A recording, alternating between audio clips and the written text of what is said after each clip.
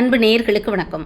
சிறகடிக்க ஆசை சீரியலில் 24ஆம் தேதி ஜூன் மாதம் 2025 என்ன நடந்திருக்குன்னு பார்ப்போம். இப்போ இதுக்கு ரெஜிஸ்டர் ஆஃபீஸ் போயாச்சு. அங்கே போய் சீதாவுக்கும் அருணுக்கும் கல்யாணத்தை முடிச்சு வைக்கிறதுக்கு ரெடியாக போயிட்டாங்க. மீனா போயிட்டாங்க. அங்கே போய் ஐடி கார்டெலாம் வச்சுருக்கீங்களான்னு கேட்குறாங்க, கொடுக்குறாங்க. அப்புறம் இது சாட்சி கையெழுத்து போடனா இங்கே என் ஃப்ரெண்டு இருக்காருன்னு அருண் சொல்கிறாரு. உடனே இங்கே என்னோடய அக்கா இருக்காங்க. ஓ, குடும்பத்துக்கு தெரியுமா? தெரிஞ்சு தான் கல்யாணமா? நான் கூட இது திருட்டு கல்யாணமாக்குன்னு நினச்சேன் அப்படின்னு சொல்கிறாரு. அப்படி சொல்லி இங்கே உள்ளே இருக்கும் பொழுதே பார்த்தீங்கன்னாக்கும் அங்கே வெளியில் நம்ம முருகன் இவருக்காக காத்துட்ருக்காரு, முத்துக்காக காத்துட்ருக்காரு. முத்து அண்ணா நீங்கள் வந்த பிறகு தானே பொண்ணு வாங்கினா அப்படின்னு சொல்லிட்டு 2 பேரும் சேர்ந்து உள்ளே போகிறாங்க.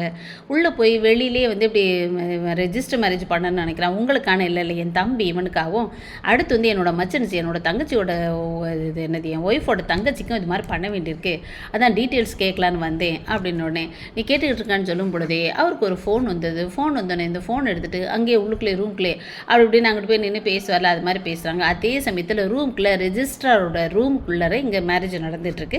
அங்கே ஒரு ஐயர் வராரு. ஐயர் வந்தோடனே நான் தான் அங்கே உள்ள கல்யாணத்துக்குலாம் நான் தான் இது மந்திரம் சொல்லி கல்யாணம் முடிச்சு வைப்பேன்னு சொல்கிறாரு. இல்லை அப்படின்னு அருண் தயங்குறாரு. இல்லை இது எங்கள் நேரம் நாங்களே பார்த்து முடிச்சிருந்தோம்னாக்கும் அங்கே எங்கள் கோயில் ஐயரை வச்சு தான் பண்ணியிருப்போம், இப்போ பண்ணட்டும் அப்படின்னு சொல்லிட்டு மீனா சொல்லிட்டாங்க. உடனே ஐயர் மந்திரம்லாம் சொல்லி மாலை மாற்றிக்கங்கன்னு மாலை மாற்றிக்க வைக்கிறாரு. அப்புறம் உடனே சாட்சி கையெழுத்து போடுறாங்க. போட்டுட்டு வெளியில் வரும் பொழுதும் நம்பாடு இங்கிட்ட அங்கிட்ட நடந்து பேசிக்கிட்டே இருக்கிறாரு. இப்போ இவங்க வெளியிலே வந்துட்டாங்க. வந்துட்ட பின்னாடி அக்கா நீதாக்கா எல்லாரும் காலில் விழுகுது. அவர் நன்றி சொல்கிறாரு. அதுக்கடையில் ஃபோட்டோ எடுத்துக்கிறோன்னு அவங்க 2 பேர் ஃபோட்டோ எடுக்கிறாங்க. அப்புறம் 3 பேரும் சேர்ந்து ஃபோட்டோ எடுக்கிறாங்க.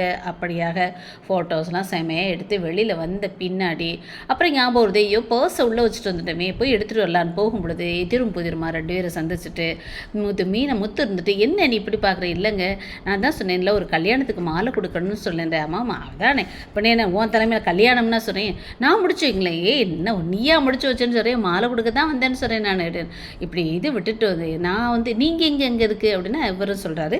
அப்போ உடனே இதை போய் எடுத்துகிட்டு வந்துருச்சு, பர்ஸ் எடுத்துகிட்டு வந்துருச்சு. வெளியில் பார்த்தா அவங்க 2 பேரும் பிரியாக விடை பெற்று அந்த பொண்ணு நான் ஆட்டோவில் போகிறேன், நான் கொண்டு ட்ராப் பண்ணுறேன், இல்லை நான் ஆட்டோவில் போகிறேன்னு சொல்லிட்டு அந்த பொண்ணு ஆட்டோவில் கிளம்பிட்டாங்க சீதா. இப்போ இவர் 2 பேர் வெளியில் வராங்க. வெளியில் வந்தால் திரும்ப அருணை பார்த்தாச்சு. அருணை பார்த்தோன்னே இவருக்கிட்டே புசு வருது. எங்கே பார்த்தாலும் இவனையும் பார்க்குற மாதிரி இருக்கேன். அவரும் ஒரு முறை இருக்கிறாரு. இன்னமும் அருண் நல்லவரா கெட்டவரான்னு தெரியல. இங்கே தடபுடலாக விருந்துக்கு வந்தவங்க அத்தனை பேரும் நம்ம இவரை புகழ்ந்து தள்ளுறாங்க முத்துவை. இந்த மாதிரி ஒரு மாப்பிள்ளை கிடைக்கணும், மாப்பிள்ளைக்கு சுற்றி போடணுங்கிறாங்க. அப்படியாக அங்கே கல்யாணம், இங்கே விருந்து. கடைசியில் என்ன ஆக போகுது பொறுத்திருந்து